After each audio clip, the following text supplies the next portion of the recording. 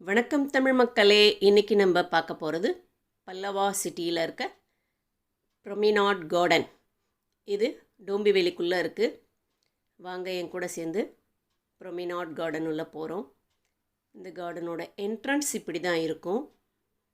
இது வீட்டிலேருந்து நடந்து போகிற தூரத்தில் இருக்குது. அப்படி இல்லை பஸ்ஸு கூட இருக்குது. நீங்கள் பஸ்ஸில் கூட போகலாம். இங்கே இருக்கவங்களுக்கு மட்டும்தான் இந்த கார்டன் அலவுடு.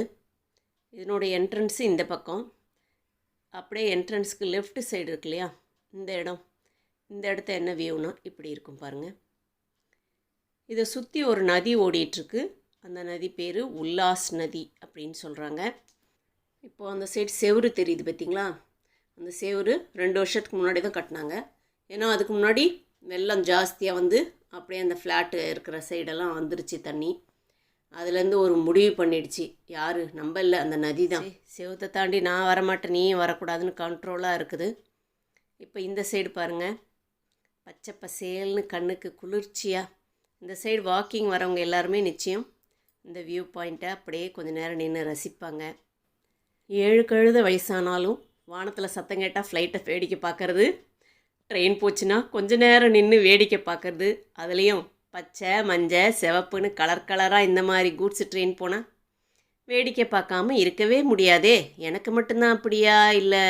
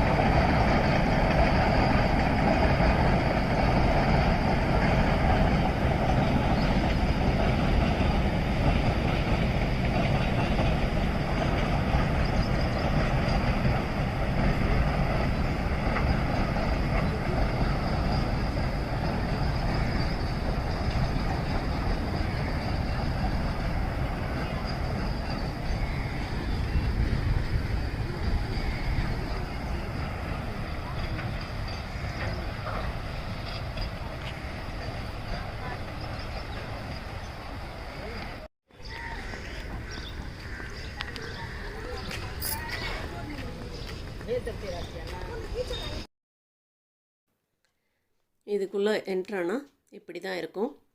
இந்த சைடு ரெஸ்ட்டுக்காக இந்த மாதிரி பிளேசஸ் கொடுத்துருக்காங்க, உட்காந்துக்கலாம்.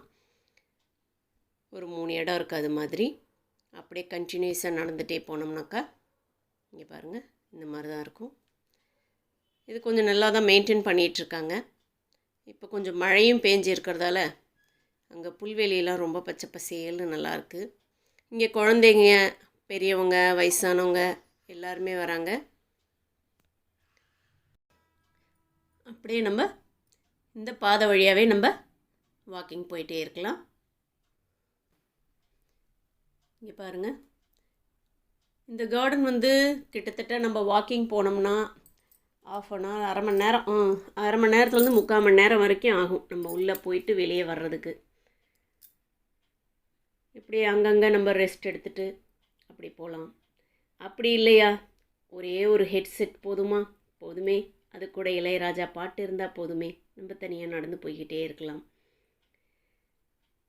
இந்த சைடு மழை பெஞ்சிருக்கிறது இல்லையா, இப்போது நிறைய செடிங்கள்லாம் அப்படியே பச்சை பசேல்னு இருக்குது. வெய்ய காலத்தில் கொஞ்சம் காஞ்சு போயிருக்கும், அவ்வளோதான் வித்தியாசம்.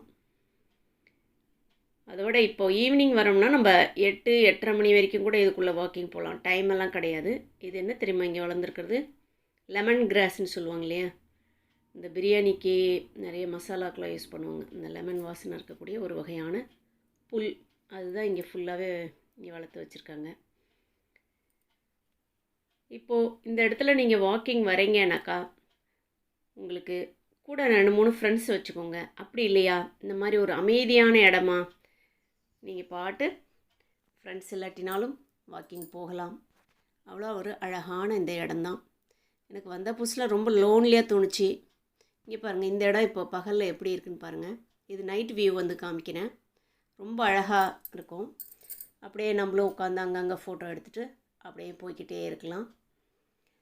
வந்த புதுசில் கொஞ்சம் லோன்லியாக தோணுச்சு. அப்புறம் இங்கே வாக்கிங் வர உள்ளவே கோவில் இருக்குது, அதெல்லாம் இருக்கிறதால சரி பரவாயில்ல, இத்தனை நாள் அங்கே கொஞ்சம் கச்சகச்சான சிட்டிக்குள்ளே இருந்துட்டோம். இது கொஞ்சம் அவுட் ஆஃப் சிட்டி. இங்கே வரலாம், எல்லாம் மீட் பண்ணலாம். ஆனால் உள்ளே உட்காந்து சாப்பிட்றதுக்கோ குப்பை போடுறதுக்கோ அதுக்கெல்லாம் அலௌட் கிடையாது.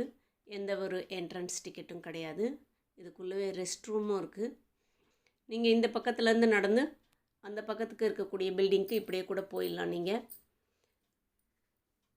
இதுக்குள்ளே பாருங்கள், நமக்கு யாராவது கொடை பிடிச்சா நல்லாயிருக்கும். ஆனால் கொடைக்கு கீழே நம்ம நடந்து போகும்போது எவ்வளோ அழகாக இருக்குது பாருங்கள். ஃபுல்லாக கொடை வச்ச மாதிரியே இருக்கும் அந்த கடைசி வரைக்கும்.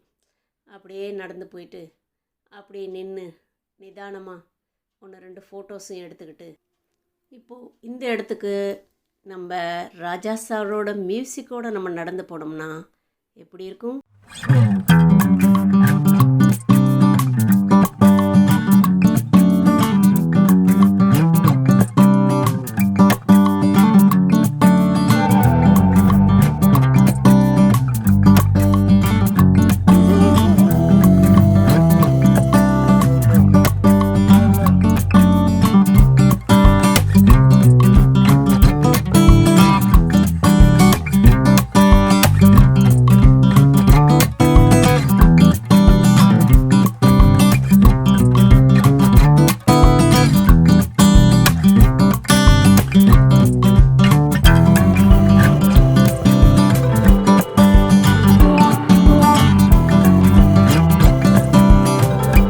இந்த சேனல் பார்க்காட்டி இனிமேல் பாருங்கள், சப்ஸ்கிரைப் பண்ணுங்கள். நம்ம வைரமுத்து சார் சொன்ன மாதிரி வானமகள் நாணுகிறாள் வேறு உடை பூணுகிறாள் இது ஒரு பொன் மாலை பொழுது.